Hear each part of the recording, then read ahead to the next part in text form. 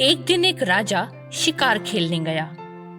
वापस लौटने से पहले वो रात के लिए एक बुनकर के घर पर रुका। बुनकर को ये पता नहीं था कि ये राजा है जो उसके साथ था। उसने सोचा कि ये कोई शिकारी है और उसने उसके लिए रात की व्यवस्था की। सुबह जब राजा उठा तो उसने देखा कि बुनकर सूत बुनना शुरू कर रहा है। उसके बाएं हाथ पर एक रस्सी बंधी हुई थी और राजा ने पूछा कि ये सब क्या है।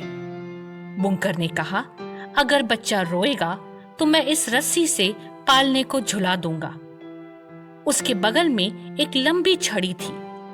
राजा ने इसके बारे में पूछा तो वो बोला, मेरी पत्नी ने अनाज सुखाने के लिए छोड़ दिया है। छड़ी के सिरे में मैंने पक्षियों को भगाने के लिए एक काला कपड़ा बांधा है। खिड़की पर राजा को बाहर कुछ बच्चे दिखाई दे रहे थे। वे क्या कर रहे हैं? राजा ने पूछा। जब मैं अपना काम कर रहा होता हूँ तो मेरा मुंह खाली रहता है, इसलिए मैं उन्हें एक विषय पढ़ा रहा हूँ। वे मेरी बात सुनते हुए सीखते हैं। बुनकर ने कहा, आप एक ही समय में इतने सारे काम कैसे कर लेते हैं? राजा ने आश्चर्यचकित होकर उससे पूछा। इतना ही नहीं, मेरी पत्नी एक दूसरे प्रांत की है, इसलिए जाने से पहले वो एक स्लेट पर हिंदी में 10 शब्द अपनी भाषा के लिखती है।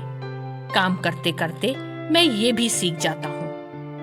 हम चाहे तो इस बुनकर की तरह एक ही समय में पढ़ा सकते हैं, सीख सकते हैं, काम कर सकते हैं और घर की देखभाल भी कर सकते हैं। लेकिन हम कहीं न कहीं आलस्य के कारण कहते हैं कि हमारे पास हर चीज के लिए समय नहीं है। बाइबल में कहा गया है, जो काम में ढिलाई करता है वो निर्धन हो जाता है, लेकिन कामकाजी लोग अपने हाथों के द्वारा धनी होते हैं।